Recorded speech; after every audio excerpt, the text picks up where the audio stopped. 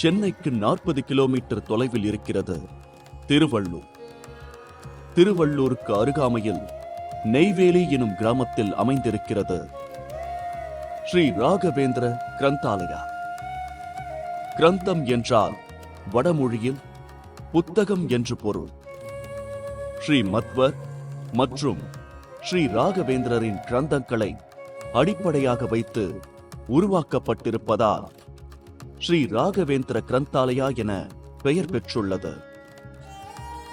திருவள்ளூர் ரயில் நிலையத்தில் இருந்து 9 கிலோமீட்டர் தூரத்திலும், பேருந்து நிலையத்தில் இருந்து 7 கிலோமீட்டர் தொலைவிலும் பூண்டி நீர்த்தேக்கத்திற்கு அருகில் அமைந்திருக்கிறது இத்தலம்.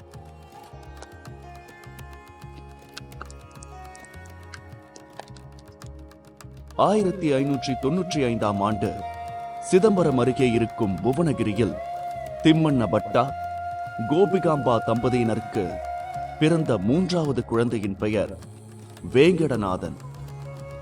இளம் வயதிலேயே தெய்வீக பண்புகளுடன் திகழ்ந்த வேங்கடநாதன் தன் ஆரம்ப கல்வியை மதுரையில் தன் மைத்துனர் லட்சுமி நரசிம்மச்சாரியாரிடம் கற்றார். பின்னர் கும்பகோணத்தில் ஸ்ரீமடத்தில் சேர்ந்து வேதங்களை பயின்ற வேங்கடநாதனுக்கு திருமண வயது வந்ததும் பெரியோர்களின் ஆசியுடன் சரஸ்வதிபாய் என்கிற கன்னிகையுடன் திருமணம் நடைபெற்றது.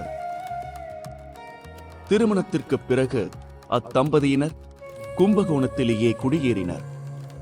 வேங்கடநாதன் சரஸ்வதிபாய் தம்பதியினருக்கு லட்சுமி நாராயணச்சாரியா என்கிற மகன் பிறந்தான். வேதத்தில் தேர்ச்சி பெற்றிருந்த வேங்கடநாதன் புரோகிதம் செய்தும் மாணாக்கருக்கு வேதம் பயிற்றுவித்தும் கிடைத்த சொற்ப வருமானத்தில் ஜீவனம் நடத்தி வந்தார்.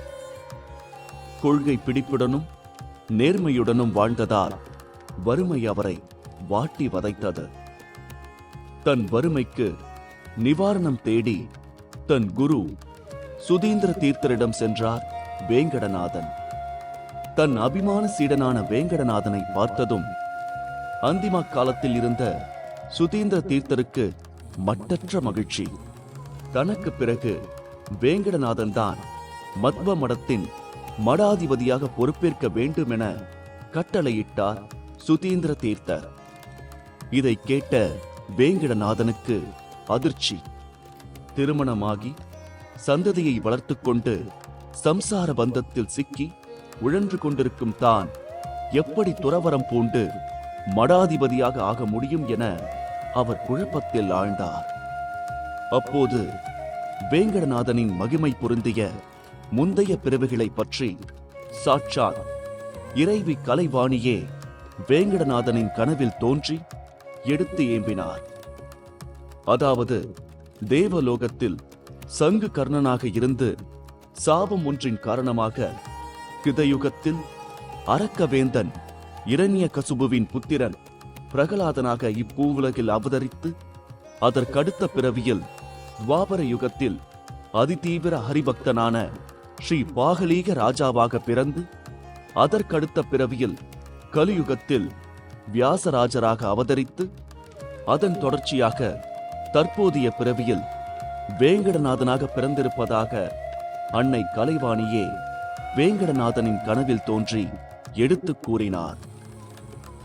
இதனை அடுத்து மனம் தெளிவு பெற்று குருவின் ஆசைப்படியும் அன்னை கலைவாணியின் வழிகாட்டுதல் படியும் சந்நியாச தீட்சை பெற சம்மதித்தார் வேங்கடநாதன்.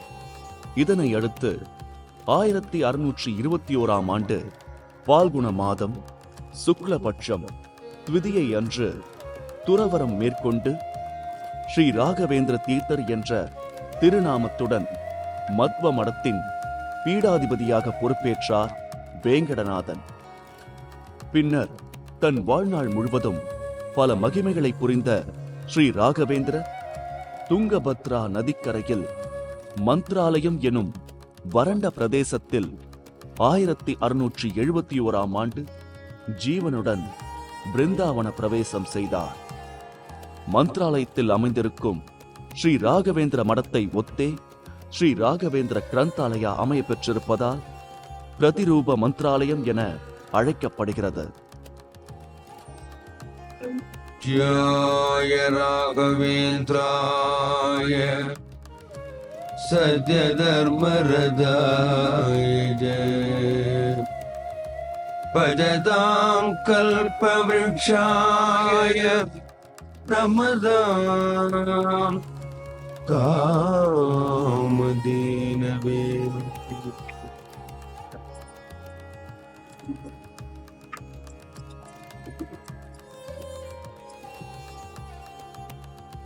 கிரந்தாலயம் தனில் அருளும் பிரதிரூப மந்திராலய நிஜரூப ராகவேந்திரா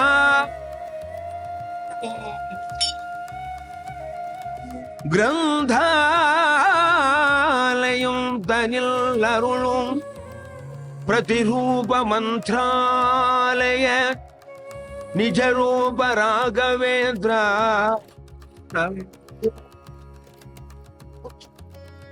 உனை காணுகின்ற நாளே நன்னாளே, அதுவே எங்கள் வாழ்வின் வசந்த நாளே.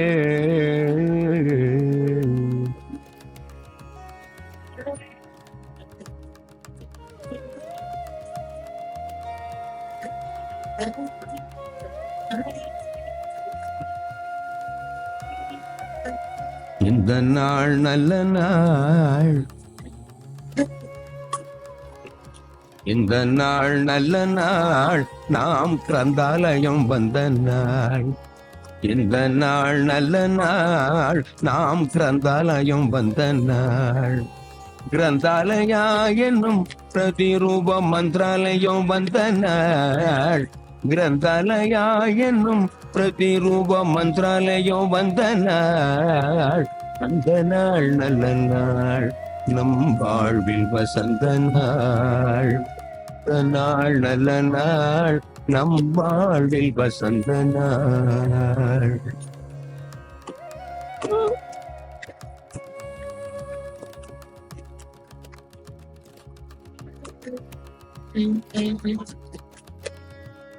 பிரகலாதன் வந்த நாள், நரசிம்மனை கண்ட நாள். பக்த பிரகலாதன் வந்த நாள், நரசிம்மனை கண்ட நாள். வியாசராஜராய் வந்த நாள், பல விந்தைகள் புரிந்த நாள். வியாசராஜராய் வந்த நாள், பல விந்தைகள் புரிந்த நாள். அந்த நாள் நல்ல நாள், நம் வாழ்வில் வசந்த நாள். அந்த நாள் நல்ல நாள், நம் வாழ்வில் வசந்த நாள். இந்த நாள் நல்ல நாள், நம் வாழ்வில் வசந்த நாள். இந்த நாள் நல்ல நாள், நம் வாழ்வில் வசந்த நாள்.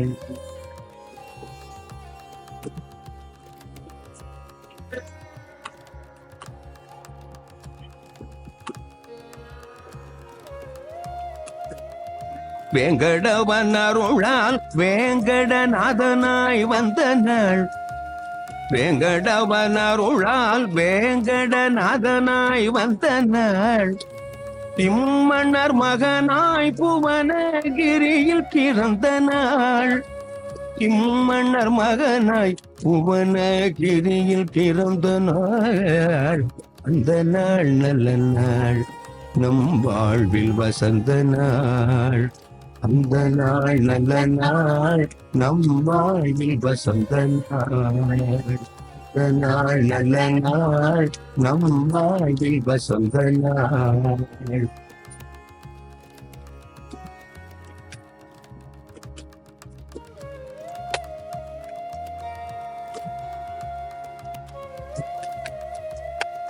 கலைமகள் அருளால் கலைஞானம் அறிந்த நாள். ராயர் கலைமகள் அருளால் கலைஞானம் அறிந்த நாள். தீர்த்தரை கண்ட நாள், சந்நியாச வாழ்வை ஏற்ற நாள். சுதீந்திர தீர்த்தரை கண்ட நாள், சந்நியாச வாழ்வை ஏற்ற நாள். அந்த நாள் நல்ல நாள், நம் வாழ்வில் வசந்த நாள், அந்த நாள் நல்ல நாள். நம் வாழ்வில் வசந்த நாள், அந்த நாள் நல்ல நாள். நம் வாழ்வில் வசந்த நாள், இந்த நாள் நல்ல நாள். நம் வாழ்வில் வசந்த நாள்.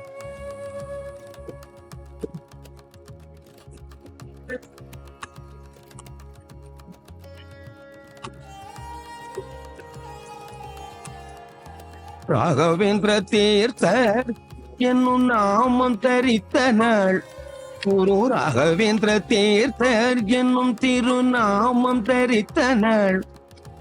ராகவேந்திர தீர்த்தர் என்னும் திருநாமம் தரித்த நாள், அந்த நாள் நல்ல நாள், அந்த நாள் நல்ல நாள். நம் வாழ்வில் வசந்த நாள், அந்த நாள் நல்ல நாள். நம் வாழ்வில் வசந்த நாள், இந்த நாள் நல்ல நாள். நம் வாழ்வில் வசந்த நாள், இந்த நாள் நல்ல நாள். நம் வாழ்வில் வசந்த நாள்.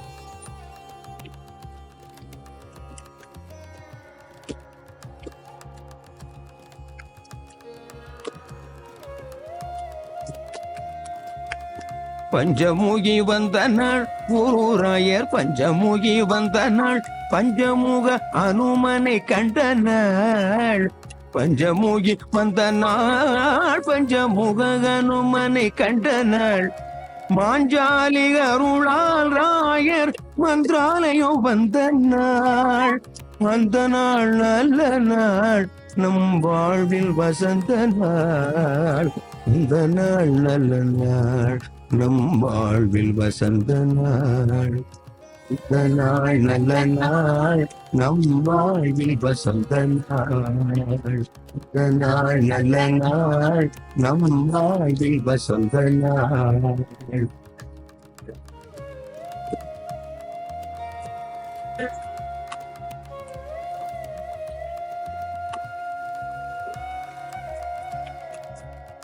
மந்திராலயம் சென்ற நாள், முதல் முதல் மந்திராலயம் சென்ற நாள். நாம் எல்லாம் மந்திராலயம் சென்ற நாள், குரு மகானை கண்ட நாள். மந்திராலயம் சென்ற நாள், குரு மகானை கண்ட நாள். மகான் மகிமையை அறிந்து உணர்ந்து நின்ற நாள், குரு மகான் மகிமையை அறிந்து உணர்ந்து நின்ற நாள். அந்த நாள் நல்ல நாள், அந்த நாள் நல்ல நாள். வாழ்வில் வசந்த நாள், அந்த நாள் நல்ல நாள். நம் வாழ்வில் வசந்த நாள், அந்த நாள் நல்ல நாள். நம் வாழ்வில் வசந்த நாள், இந்த நாள் நல்ல நாள். நம் வாழ்வில் வசந்த நாள்.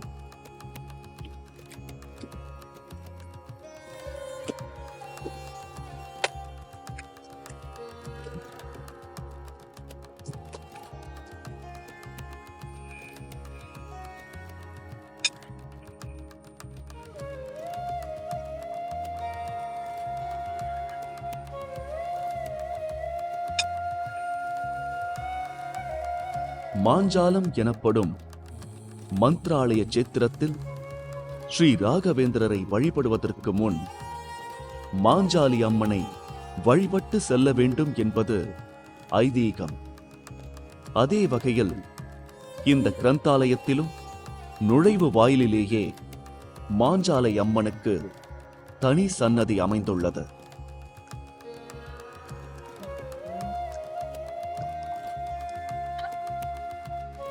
ஒருமுறை தனக்கு திருமண ஆசை வந்துவிட்டதாகவும் திருமணத்திற்கு பெண் தேடப் போவதாகவும் ஸ்ரீ ராகவேந்திர சுவாமிகளிடம் அவருடைய சிஷ்யர் கூறினார்.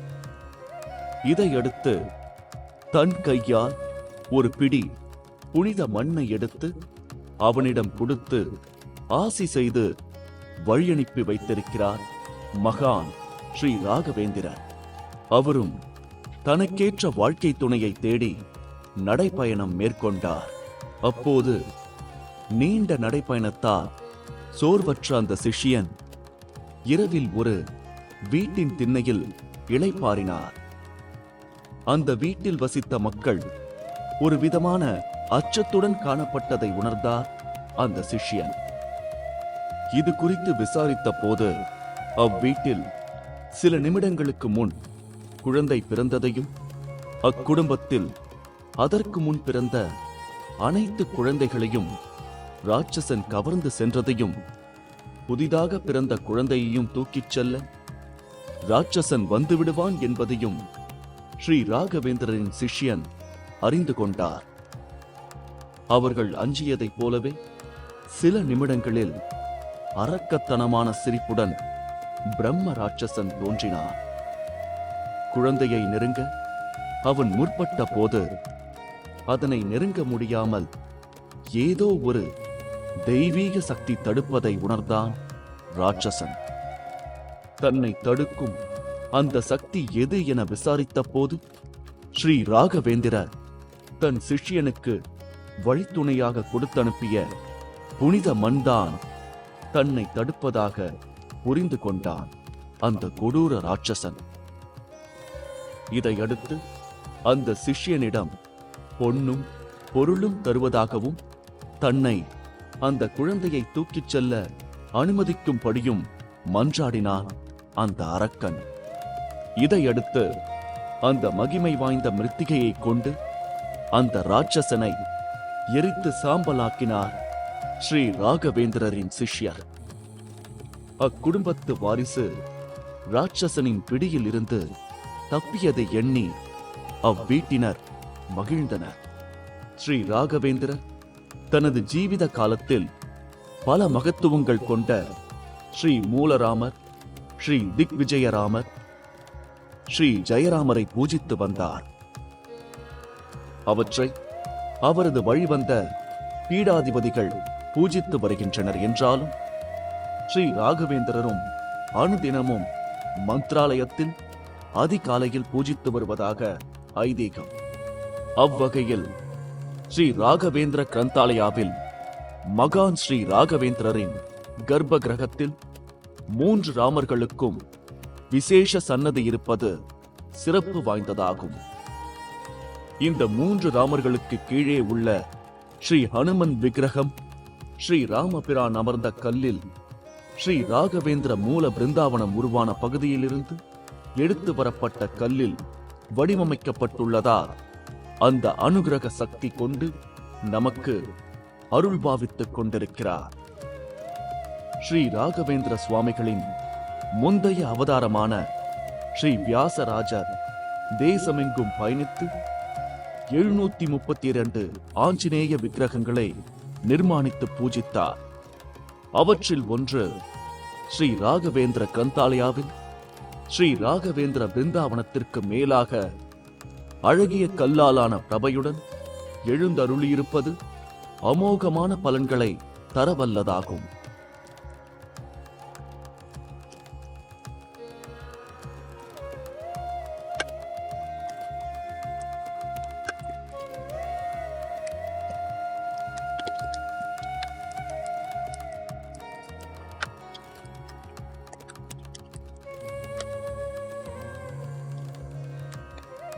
மந்திராலயத்தில் மூல பிருந்தாவனம் எங்குள்ளதோ அதன் அடியில்தான் இன்றும் ஸ்ரீ ராகவேந்திரர் அமர்ந்து லோக சேமத்திற்காக ஜபித்து வருகிறார். ஆனால் ஸ்ரீ ராகவேந்திர கிரந்தாலயாவில் ஸ்ரீ ராகவேந்திரரின் பிருந்தாவனத்தை தரிசிக்கும் போதே அதன் கீழ் ஸ்ரீ ராகவேந்திரர் அமர்ந்திருக்கும் காட்சியை மெய்சிலிர்க்க காணலாம். இது வேறெங்கும் காண கிடைக்காத அற்புத காட்சியாகும். பிருந்தாவனத்தின் கீழே இறங்கி ஸ்ரீ ராகவேந்திரரை நிஜ ரூபத்தில் அருகில் சென்று தரிசித்து பரவசப்படலாம். இது உலகிலேயே வேறெங்கும் இல்லாத அமைப்பில் உள்ளதாகும். ஸ்ரீ ராகவேந்திர கிரந்தாலயாவின் கன்னி மூலையில் வேப்ப மரத்தடியில் அழகுற அமைந்திருக்கிறது ஸ்ரீ ஐஸ்வர்ய விநாயகர் சன்னதி. இதில் இருக்கும் ஐஸ்வர்ய விநாயகரை 21 முறை வலம் வந்தால் சகல ஐஸ்வர்யங்களும் சித்திக்கும் என்பது நம்பிக்கை. மந்திராலயத்திற்கு அருகில் துங்கபத்ரா எதிர்க்கரையில் ஸ்ரீ ராகவேந்திரரின் பிரதம சிஷ்யரான ஸ்ரீ அப்பண்ணாச்சாரியாரின் பிக்ஷாலயா கிராமம் உள்ளது. அங்கே ஸ்ரீ ராகவேந்திரர் ஜபம் செய்ததால் ஜபதகடே பிக்ஷாலயா என அழைக்கப்படுகிறது. அப்புண்ணிய பூமி நாகலோகத்திற்கு இணையானதாகும். அங்கே பூமிக்கு அடியிலும் மேற்பரப்பிலும் ஆயிரக்கணக்கில் ஒளிபடாத நாக விக்கிரகங்கள் தோன்றி வெளிப்பட்டு கொண்டே உள்ளன. அந்த சக்தி வாய்ந்த தலத்திலிருந்து அப்பண்ணாச்சாரியாரின் பரம்பரையினரிடமிருந்து பெற்று வரப்பட்ட 2 நாக விக்கிரகங்கள் ஸ்ரீ ராகவேந்திர கிரந்தாலயாவில் பிரதிஷ்டை செய்யப்பட்டுள்ளன. இங்கு வழிபாடு செய்தால் நாகதோஷம் மற்றும் இதர தோஷங்களும் நிரந்தரமாக விலகி நல்வாழ்வு வாழலாம். திருவள்ளூர் ஸ்ரீ வீரராகவ பெருமாள் கோயிலிலிருந்து 9 கிலோமீட்டர் தொலைவில் அமைந்திருக்கிறது ஸ்ரீ ராகவேந்திர கிரந்தாலயா.